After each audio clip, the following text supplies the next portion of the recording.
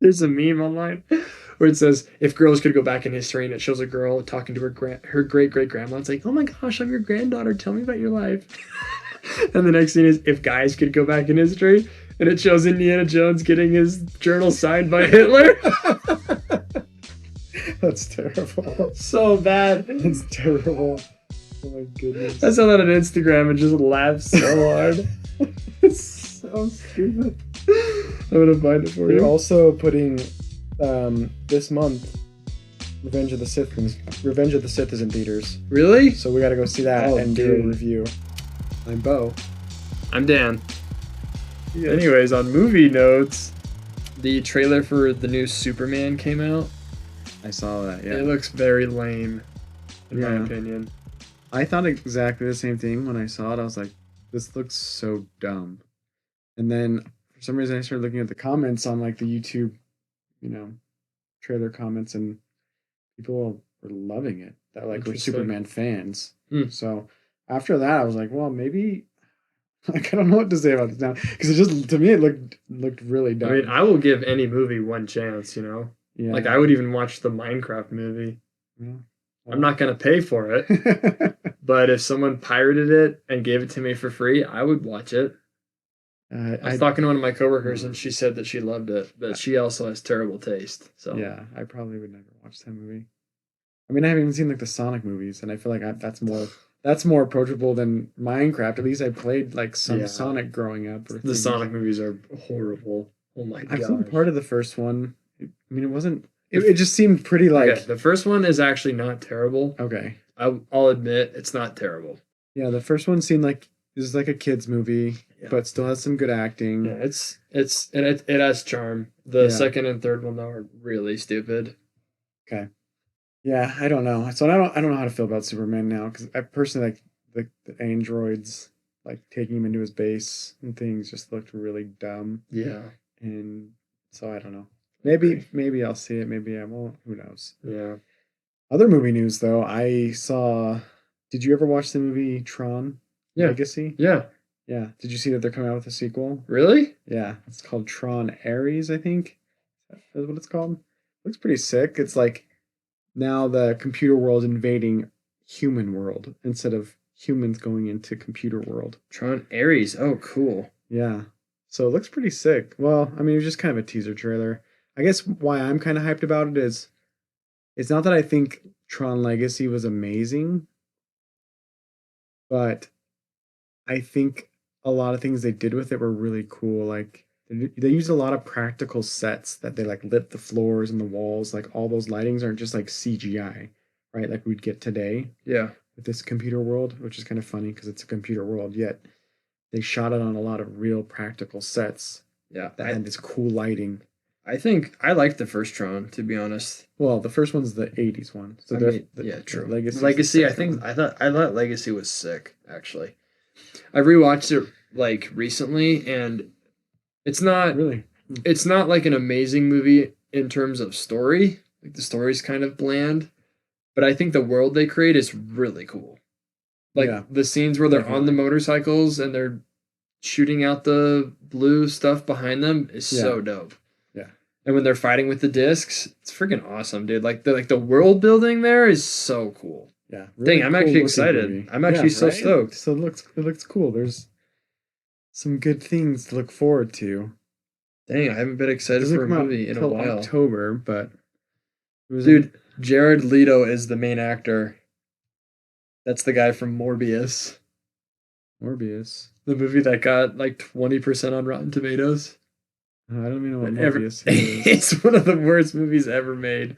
It's not because the actor's bad though, so I think it'll be okay. But he has a lot to prove because Morbius did so bad. Speaking of Rotten Tomato scores, can you guess the rating on tonight's movie? What's the movie called tonight? The Legend of Bagger Vance. Bagger Vance? Mm-hmm. I'm gonna assume that it's pretty high. Okay. What would you say? 80? Not even close. What is it? It's like a 43. Wow. Tonight we're reviewing 2000's The Legend of Bagger Vance, directed by Robert Redford. The legend. Spoiler-free thoughts. Let's hear it, Dan. What did you think? What are your thoughts? I think the movie, again, I tend to judge movies very quickly on the first 30 minutes. Because in the first 30 minutes, you're either interested in the movie or you're disinterested. If you can't keep my interest in the first 30, there's no way I'm going to watch 2 hours of something. And this movie does a really good job of keeping you interested. The first scene is very, very pretty, and it's almost confusing. And then it takes you way back in time to this very charming area in the South where everyone has these cool accents. All the cars are old, and it just takes you really far back. And you're very, very curious to this character. What is his name? Junuh? To Junuh's character. And then it ends up just taking you along Junuh's whole life, basically, from the time he gets married to... I don't think they actually get married, but keep going. Is he not married? No, they're not married, but they're sweethearts. To the war, to him coming back and having his, cool moments. I'm not going to spoil it. Any other thoughts? So, like, for the whole time of the movie, I was kind of, like, lost, a little confused, and a little bit bored.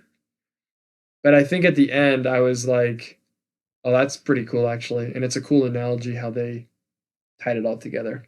Okay. But I'll get more into that later. Yeah. Any other general thoughts about, like, the music or actors? I did like that there were certain scenes where they replayed the same song when the cinematography started to zoom in on the background. Right. When it was like the dolly zoom, where the they moment pull back and zoom in at the the same moment time. it replayed the same song twice, which I liked, and I thought the music was good. So you got that motif coming back. Yep. Yeah. So this movie was a movie we watched all the time in my home. So it's kind of a nostalgic, or what would you say? Just a family fave. But I wanted to revisit it because I haven't seen it in probably like 10 years or so. I enjoyed it. I think. Yeah, once we get into the spoilers, we can talk more about the story and characters and the meanings behind it. But overall, beautifully shot, very well acted. I was kind of worried that I was gonna hold kind of a grudge against it because I kind of don't like Will Smith these days. But so I tried to put that on my mind, like, okay, this is maybe this was before he was being the way he is now. It's very before, and so who knows, but. Yeah, so I kind of just tried to put that in the back of my mind. It didn't really affect how I felt about it, the character and the movie, so that was good. I still enjoyed it. Yeah, the music with, like, the theme kind of gets me in the heartstrings a little bit, but we'll get into that with our spoiler review. The woman is just the pits. You kind of like her at first because she's a little conniving and you're kind of curious as to, like, what her angles are and stuff, but by the end of it, you're just like, stay away from my boy. You are the worst. That's how I felt, at least. I don't like her at all. I think there's I'll kind of be devil's advocate when we get through that just to make it fun because I think, I can tell you have some harsh feelings towards her. Yeah. But yeah, I think we'll just get into spoilers. We're going to move into spoilers already. And so if you haven't seen The Legend of Bagger Vance, go watch it. It's Matt Damon, Will Smith, Charlize Theron, I think is her name, and then it's directed by Robert Redford. But Dan, I have some questions for you, but before that, let's just get into your thoughts. Yeah, what were your impressions? What are notes you took? Okay, here are my notes. I took a lot, actually, because I had a lot of feelings during the whole movie. I think the battle scene was really bad. The battle scene was super choppy. Okay. Like, I didn't like how they filmed it at all. When you say battle scene, so Junuh was in the World War One. And it shows a flashback of him being in the war. Yeah, it's so choppy. It's like... Yeah, the way it's shot, right. I hate the way it's shot so much. I think they could have done a much better job at that. Okay. And I didn't mind it. I it's an interpretation. It's a way of showing it. I didn't mind it. I think it was hard to watch Will Smith at first.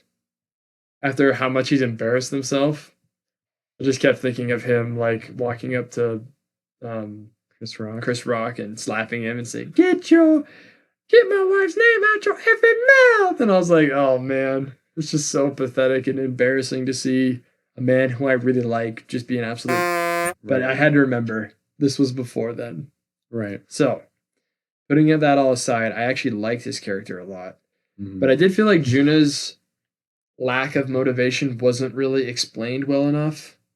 And I feel like his, like, self-loathing and inability to get past things was really annoying. because yeah, he feels like he's gonna come home to be a failure, but then when he comes home, everyone's just happy to see him. And instead of being like, oh, I guess it's really not that bad, he just still is a loser and just can't do anything. Mm. Like, I want to feel like I want to get behind the main character, but the whole time Junuh gave me almost no reason to do that. Right. So for me, what I took from it is there's this man who's a sports prodigy. He's a hometown hero. He's a good man. He wants to go defend his country and lead his brothers that are going from Savannah, Georgia out to the war. He does it. He leads them, and they all get killed under his leadership. Yeah. And he has survivor's guilt. Big time. Like guilty that you feel responsible. Yeah. And you're alive and they're not. And how do you go back and face your friends, your neighbors, their families when you've been through something traumatic and you're the only one that survived it? And so for me, I'm a lot more sympathetic with that. I feel like I could see myself doing the same thing, just disappearing and never going home. To me, it's kind of wild that he even does go home. Without that decision, I don't think the story really happens, right? That's kind of like the main crux of the story. If Junuh doesn't go home, there is no golf tournament with Junuh, Bobby Jones, and Walter Hagen. I wonder if maybe the scene where he loses all his brothers was just better filmed, if I wouldn't be annoyed by it, because I felt like it wasn't like I can understand logically that it's like, oh, that must have been hard, but you don't really see it. You don't really feel like the whole time. I just felt like, why is Junuh acting like this? I don't feel like his character should be acting this way. I feel like he should. His woman clearly wants him. People are clearly happy that he's here. Right. Like, why is he moping around over something like this? I don't know. Well, I guess that's where the whole story comes from, and that's why Bagger Vance is important. Well, I think to me, it speaks to real life, right? Like, have you ever felt the time? You don't have to answer this like a rhetorical question, but have you ever felt like you have these thoughts about yourself or your situation or things that have happened, emotions, traumas, or just different things? Like, we don't have to dive deep, but and you think one thing, but then you see someone and they're so happy to see you, or yeah. Or you feel like you won't be accepted, if you go home, or something, maybe a sibling or something. You're like, yeah, they probably hate me, and you feel and think all these things. Sure. And then you run into that person, and it's a completely different experience. So it's easy to be like, hey, why would you care? But so I'm totally fine with him leaving for 10 years. That's fine. Mm-hmm. It's when he comes back and everyone's happy to see him that he still is moping. He's still. I can't do it. Oh, I can't. Yeah, he's trying to kill his memories, right? He's in there drinking with, gambling. He wants to forget everything. It's been 10 years though, dude. Come on, it's 10 years, and you went back to the place where you ever met any veterans? You couldn't move somewhere else. I don't know. And again, this is probably, I'm sure people who have PTSD or know people who have gone through really traumatic things are throwing their phones right now. Because maybe what I'm saying is totally bogus. But as an audience member, that's how I felt. Okay. I felt like Junuh was just... I wanted him to just stop being a little pansy. With that, though, we don't have, to me, the real story of the movie, which is him dealing with that, Bagger Vance coming, and otherwise it's just a sports movie. Yeah. But to me, this is not a sports movie. But before I get into that, let's just pose the question, whose story is this? What do they want? And do they get it? And do we care? We'll kind of just go through those as you talk about your notes and I talk about my thoughts. Just keep those in mind. Yeah. Whose story is this? Is it the kids? It's definitely Baggers? It's definitely Junuh's story. Yeah. Absolutely. Okay. Tell me more. So my theory of the story, and this is why at the end I was okay with the movie, because I was really annoyed with Junuh's character. I felt like he needed to just buck up and just stop complaining. But that's my personality, is I just don't like complainers in any movie or even in real life. If you're gonna sit there and moan and cry about your life, I don't want to hear it. But you have to have somebody who is upset and trying to get you have to have someone who's upset or going through something hard. So there's a story. So I was okay with that because I see Bagger Vance as an angel. And I think that the lessons that Bagger Vance teaches to Junuh are very interesting because he never explicitly talks about like Jesus Christ. It's not like an explicit like I'm an angel from God. He talks to Junuh in a way that Junuh will understand. Yeah, like using golf metaphors, life terms. Yeah, exactly. Adversity terms. Exactly. And so you're kind of like wondering who Bagger Vance is the whole time, and you're a little annoyed at him because his long speeches are like kind of weird and like vague. And you're like, what is he even talking about? There's one authentic swing. You're like, what are you saying? And you're trying to like wrap your head around it. And then finally at the end, when he makes the mistake with the golf ball, that's when Bagger Vance realizes that he's no longer needed because Junuh's back. Right. Not even necessarily back, because there's a line as well that he says, you are not who you were. Junuh is now who he is, and he's a good person. And so Bagger Vance says, okay, like, I'm not needed anymore, which I thought was cool. And in that moment, I was like, oh, it's an angel. Cool. He no longer has to hate himself or feel guilty. He's kind of let go of that finally. Right. Yeah. And he's able to accept a mistake. Even though everyone around him is pressuring him not to accept it. Right. He's like, okay. He's doing what he should do. Doesn't matter what's happened or what people think. Yeah. It's about what he should do, what's right. And then the scene where he's in the dark forest and Bagger Vance is talking to him about just letting things go and how he's able to whack it out. It almost made me think that Junuh is not real and that Bagger Vance isn't real either. And that this is a story that this little boy is having to some degree. And he's just kind of like witnessing this interesting story happening in front of him about like letting things go and being okay with making mistakes. Because it's all very weird and it's all in golf terms, but I don't know, the whole story is fiction, so it's like none of them are real. Yeah. There's like real characters like Bobby Jones. I know it for sure is real, but like so is Hagen, yeah. Yeah, but it's Junuh's made up, right. So is Bagger Vance. And the kid, I'm sure, is made up as well. So yeah. Yeah, I think with Bagger, just on that note of like him being, I think like this, if you watch the movie again, which I don't know if you ever will, all of his little quips and sayings and things are a lot more funny, like once you've seen it, because you're like ready for it kind of in a way. And so when he said things like, when you first meet him, he's like, I could have killed you out there. And, you know, he's hitting golf balls. Junuh's hitting golf balls. Mm-hmm. He's like, who's that? I could have killed you out there. And he's like, oh, no. So I placed myself directly in front of you. I figured that was the safest place to be. But the way you're hitting those balls, I figured that was the safest place to be. So it's like all these things he says throughout the movie. Like I'm kind of chuckling to myself because they're kind of just fun little quips. But yeah, so I agree. I think the story is, I mean, I think someone could argue like, oh no, this is the kid's story and his experience with Junuh and Bagger, but I think it's Junuh's story. And yeah, as far as I'll jump into the next kind of thought question, and you can jump in and if you need to change the subject, but like, what does he want? I think it's pretty clear is he feels guilty and he just wants to be forgotten and to forget. The movie kind of states that, but I think he just feels guilty and he doesn't want to like face any of his previous life, friends, family, loved ones. Which is why it annoys me that he goes back to Savannah. Right. It's like, why doesn't have to go there? If your whole thing is about forgetting who you are, don't go back to the town where your ex is. You know, everyone knows you as the best golfer, and that's going to kill you. Like, go somewhere else.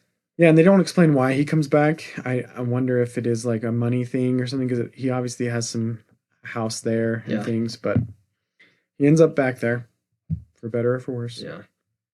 One of my favorite parts of the movie is when Bagger Vance is talking to Junuh about you can never be who you were.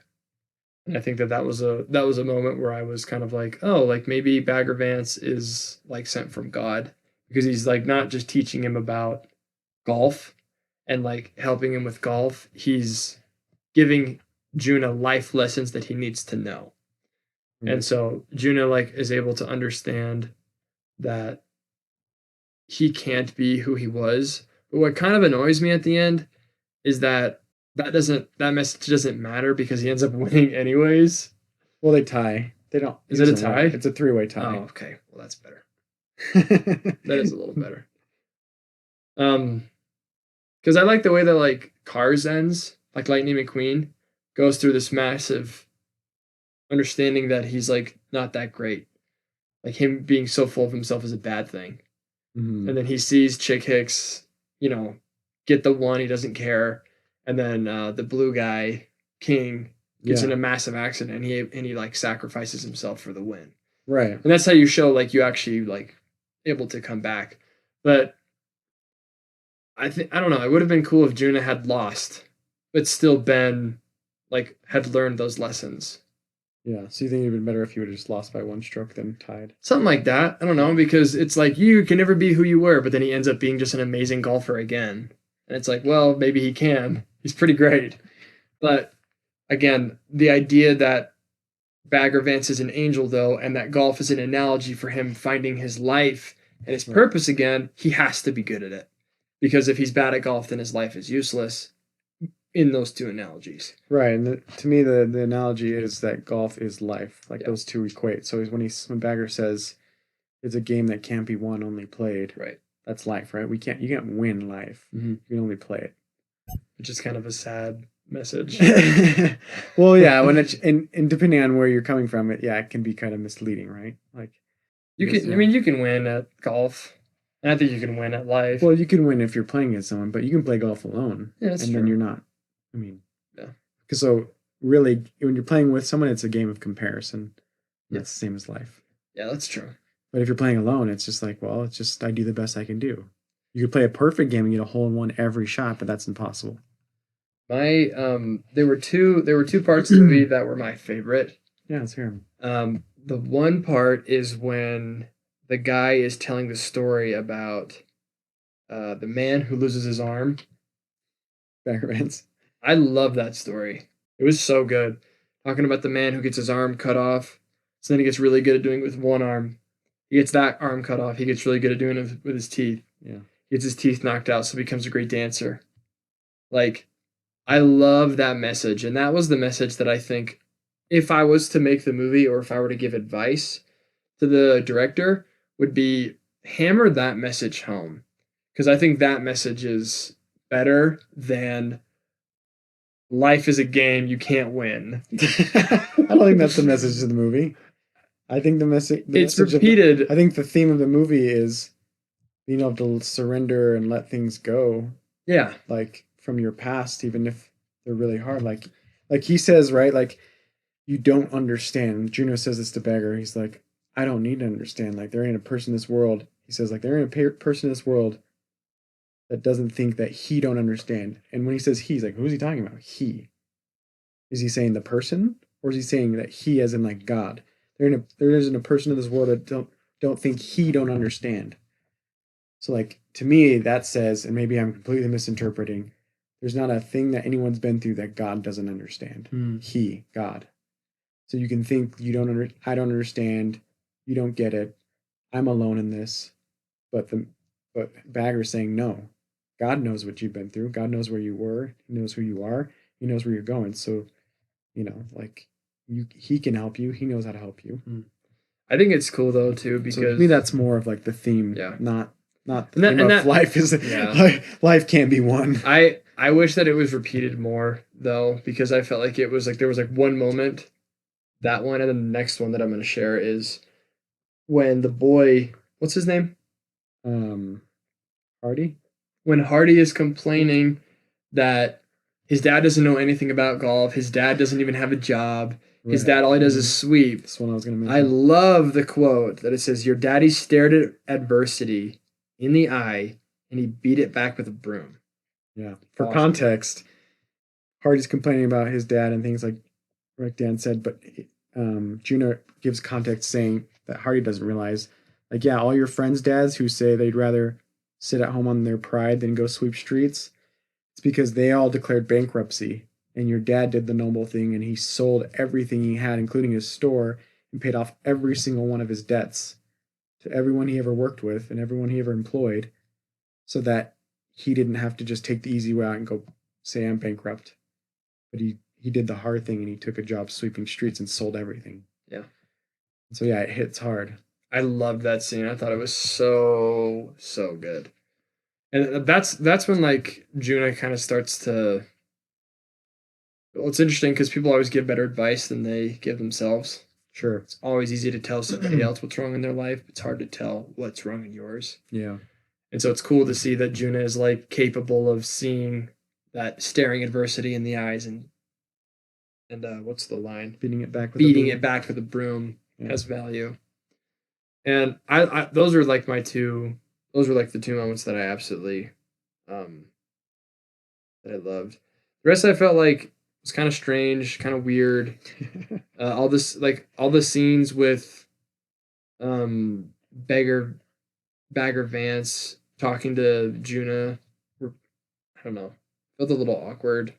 But I guess like for Junuh, that's exactly what he needed, and I think that's a cool message. Like, angels are sent to you, and they know how to communicate with you so that you can get past your adversity. So I thought that was a cool message. Okay. If you don't mind, unless you have something else, does the character from like what he initially wants, which is to forget, does he get that? Or does it change? Does what he wants changes? I don't really know. Because what he wants initially is just to forget. So he doesn't get that. So does it change what he wants? I think it does start to morph. Like he goes from I just want to forget to kind of forced into this situation that he volunteers and but he's kind of forced, like he stays in the golf tournament even though he could quit and he wants to quit. But then when he starts listening to Bagger Vance, he kind of starts to want something different. He wants to have relationships again, and he wants to. Is that what it enjoy golf again? I think he wants to have like fun, and I guess he wants to get back with his lady. But even then, it doesn't seem like he super does. Well, yeah, he goes to that party and he sees her, and he's like, he's all eyes for her, right? All of a sudden, because he's like, and maybe I'm not. Like maybe this doesn't have to define me, and he really wants her, but yeah, I don't know. I do think it's cool that in the end, like, he doesn't, like, people still treat him good, even though he feels, like, super, super guilty. And I'm sure that if he did come back right after the war and everyone had died except for him, there would have been people who would have been mad. Like, moms who'd come up to him and say, why didn't you protect my son? Sure. How could you not do this, right? So it's cool that, like, by the end of it, no one's mad at him. He's a town hero again. But, like, I don't feel like he really, it's not super obvious that, like, he is able to overcome his past adversity, except if you look at it through terms of golf. Where, like, when he's golfing first, he can't do it because he's still holding on to things. But Bagger Vance walks him through it, and then he ends up being really good at golf. And he can, like, see the trail. He can ignore all the people. He can hit it exactly where he needs to. And he has, like, that ability back because he's forgiven himself, maybe? I don't know. Yeah, he's kind of working through.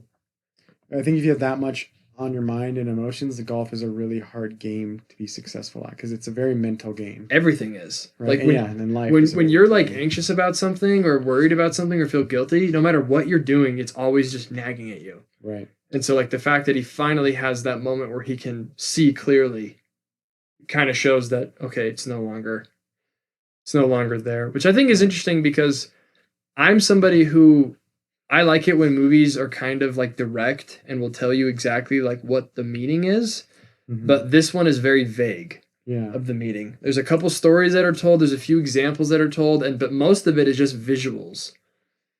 That's what filmmaking is, that's what filmmaking is. So, it's images, right? So. I didn't love the movie personally, but I can see that it's a very creative and good film in the way that it tells a story without telling the story. Exactly what it is. Exactly. Those are my favorite kind of films personally, is movies that have themes, right? They keep you, I still think, even, again, not to hit this dead horse so many times, but Star Wars Episode 4, like, so that to me, I think people have different interpretations of that movie. And like what it's saying and what it means. And it's same with this movie. It's like, well, it's a movie you have to think about. It's like, what is the theme of the movie? Is it about surrendering things to God so that you don't have to carry them on your own? Is it about forgiving yourself?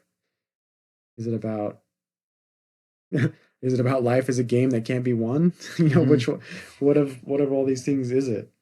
I like to think this movie is about, because that moment when the kind of end of the movie when they're in the woods again and he's getting the PTSD flashbacks of the war, and he has that dialogue with Bagger Vance where he's like, "You don't understand. It was too long ago." And Bagger kind of keeps repeating these lines that other characters in the movies have said. And he says, "No, it was just a moment ago." It's the same line that his girlfriend said to him, like a few minutes before.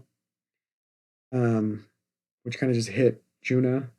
I think those are purposeful to kind of hit him and like shake him out of what he's feeling for himself. It is about there is someone that gets what you've been through and can help you. That person is God. To me, that's what the theme of the movie is. Yeah, that's why by the end of it, I liked the movie. Wouldn't say it's my favorite. Didn't love it, but realizing that Bagger Vance was an angel was cool. And I think that if I rewatched the movie and I like watched it in the context where like he's an angel and he's speaking to this man in terms of golf, so he gets it, that would probably be a different film. Because I think that it's not as on the nose as, say, It's a Wonderful Life. Yeah, where it's an angel coming down, right? It's explicit. Yeah. There's an angel, he's right there. The character doesn't know he's an angel, you do, though. Right. So you're able to kind of piece it together easier. And, like, for me, I like that a little better where it's not as vague. But, like, at the end, when you realize it is, it makes me be like, oh, dang it. I wish I had been paying attention to what Bagger Vance was saying in those specific moments. Right. It's almost like you need to see it again now. Yeah, exactly. What do you think he means when he said authentic swing? You have one authentic swing. What does that mean? I don't know. Let's dissect this. Maybe that authentic swing is like being who you're actually supposed to be. Like, right? Because we all kind of do different things in our life. Sometimes we act a certain way around certain people, or we do things we shouldn't do. We know better and we do them anyway. But authentic swing is like you doing what you know you're supposed to do is an authentic swing. Like being really, how would you say it, sincere and genuine in yourself.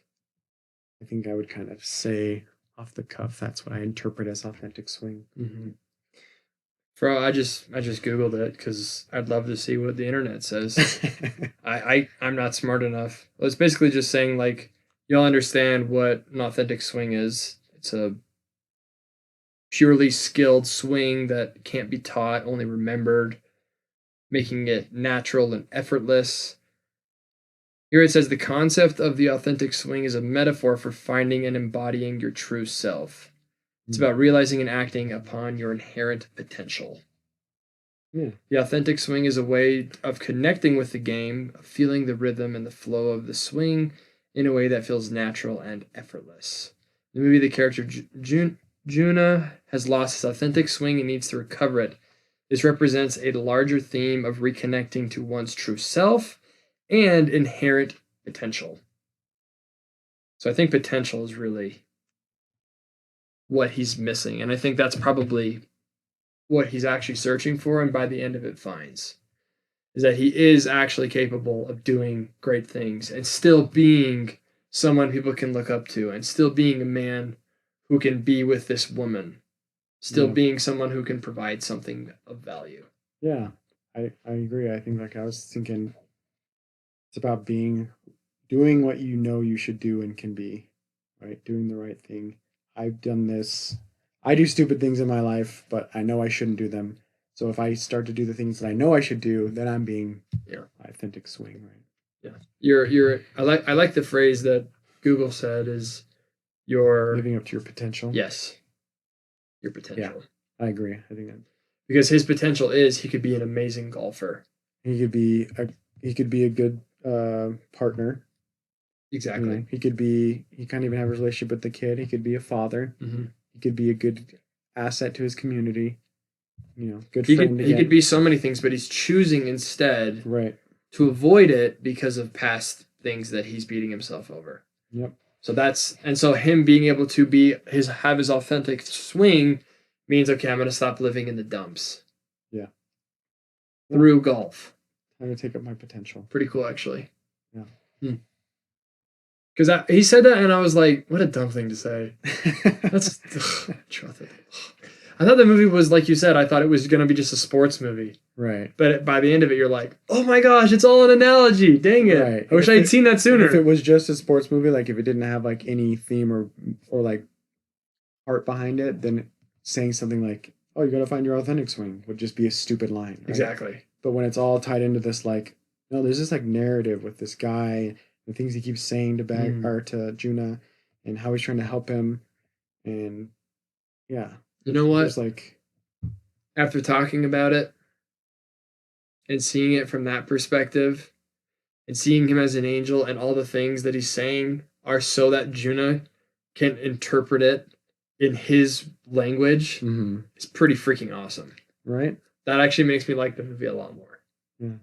Did you like the music? Yeah. Pretty good. It was good. Nothing to really. I think it helps though. Like it helps deliver those like emotional moments. Like. Yeah. I feel like I need to rewatch it now, because a lot of that stuff went over my head. Right. And I was annoyed because I was like, "What is he even talking about?" Like my mind would go blank when he was talking. I'm just like, "What is happening?" So when this movie came out and we started watching it at home all the time, like I wasn't very old. Yeah. I was pretty young, very young. And so like I just remember like liking it, and we watched it and like feeling things, but I didn't know how to interpret any of it. Yeah. I remember like the first time like one of my brothers said something about like God or something, and I was like, "Wait, what? Like what are you talking about?" Because like I just couldn't grasp it. I could just only kind of feel things about it. I would say if you had asked me right after, I would have probably given it like a 6. But after talking about it and like seeing how creative it is, I'd give it a 6.1. No, I'd probably give it like a 7.5. Yeah. I would definitely rewatch it again in like a year or so. Right. And with the knowledge that he's an angel and that all the things he's saying are analogies. And I would love to go through and actually come through and see like, what specifically does this analogy mean? Because I don't know that much about golf. Right. But like if God came to me and was speaking to me in terms that I could understand. What do you think he would say then? Politics? Probably in terms of politics or culture or Halo or skateboarding. Definitely Halo for me. Or skiing, like something that I like to do. Yeah. And he would like teach geography. Yeah. He would teach me in examples or movies. He would teach me in examples that would make absolute sense to me. Right? Yeah. He wouldn't teach me with golf because I don't know anything about golf. Yeah. Does this movie make you want to golf more? No. I love golf. I suck at golf. I just went golfing in St. George. It was really fun. I think Top Golf is fun, but yeah. Well, to be honest, I haven't been golfing since I was like 13. I was terrible at it then, but as a 13-year-old, you're basically bad at everything. Right. Golf is like you play one good hole and you're like, man, I could be good at this. I'm not good. And then you play like 8 bad holes. And so it's like, but you play that once, you're like, you have hope. Maybe I would like it, but no, the movie didn't really make me want to play golf. It mostly made me just want to like dissect this movie. Yeah, and just understand what was happening and wring Will Smith's neck the whole time. Now that I get it, I'm a lot more sympathetic to his lectures, his speeches, because it's like, oh, that actually makes total sense that you'd speak to someone that way, and it's very creative and unique. It's a very unique way of telling a story. Right. And I think you'll enjoy his quips too more with the second viewing, because you won't be like worried about trying to figure out what's going on and who this person is. You'll just be like, oh, that was really funny. Like when he says, what's another one of his lines? He's like, that's the dumbest thing I heard any fool say ever. Or just like any of the funny lines he says. Okay, so you got your score? You ready to score it out? Probably 7.5. Yeah. Okay. I would be willing to rewatch it and try to give it another score though, because I think that I'm still trying, like, having watched it the first time and not known that he was an angel until the very end made me not really pay attention much, because I thought that it was kind of like he's just this golf guy who's going to teach him how to do golf good. Guy. Yeah. But it ends up being like, I'm literally saving you from yourself through golf. Yeah. I didn't realize that until literally that we're talking about it. And at the end of the end scene, I was like, is he an angel? Oh my gosh, he's kind of an angel. And now talking about it, I'm like, bro, he's clearly an angel. Yeah. So, would you recommend the movie? I don't know, because I think most people would give it a Rotten Tomato score. Yeah. They would watch it and be like, that was weird. That was lame. Yeah. Most people don't love movies that are like big. You have to think and feel. Big thinkers. You have to talk about it afterwards. They kind of parse it out in your head. They want to just sit there and be entertained. Sure. So I actually don't think many people would like this, to be honest. Maybe why they didn't. Yeah. But I think that if you're like a thinker and you want like an interesting movie, yeah, I'd watch it for sure. Yeah. I'm trying to think about what I would score this. I feel like these score ranges all have been in the same kind of range. The audience, maybe you're thinking the same thing too. Well, but we've only watched good movies. Well, yeah, I'm picking out movies specifically that have some sort of like, impact, iconic or legendary kind of actors or filmmakers, or just impact on the movie industry. And so this one was one, not just because I watched it growing up, but it's a Robert Redford film.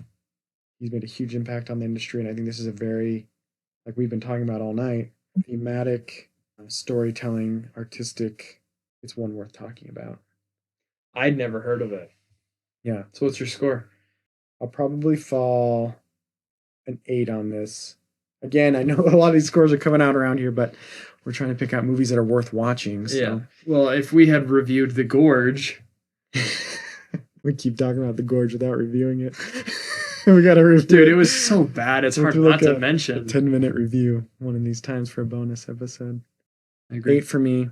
7.5 yeah. for Dan. I recommend it if you're a movie lover, or if you like anything, whether acting or directing Robert Redford. I definitely recommend checking this out if you haven't. All right, well, I think that wraps us up for our review of The Legend of Bagger Vance. Thanks for joining us. See you at the concession stand. Yeah, popcorn in my mouth. That's why I go for the chocolate and popcorn. I wish that there was a movie that was out right now that I would want to go to the theaters and see. So Megaplex does $5 real deals, which is they put older movies back in theaters, or back on the screen. And I was thinking we could, if we're going to review Raiders of the Lost Ark, they're putting that in at the end of the month. We could go see that and then review it. That's on my list. I actually watched that fairly recently. And I thought it was great. I would totally rewatch it though. Okay, well, it'd be fun to go see on the big screen. But they're showing all 3 of them, so we could go see like the last one. Dude, I would skip Temple of Doom. Right. I thought you'd say that. I hate that movie. Yeah, it was my favorite as a kid. Not only is like the heart scene just like, ugh, gross. But the movie itself is just bad. Like, there's tons of scenes of like disgusting bugs and them eating brains. Yeah, it's like intentionally gross. And then like the girl is a freaking idiot. Indiana Jones is an idiot. The little sidekick Asian boy is an idiot. They're all just like doing their own thing, and it's like the whole movie just feels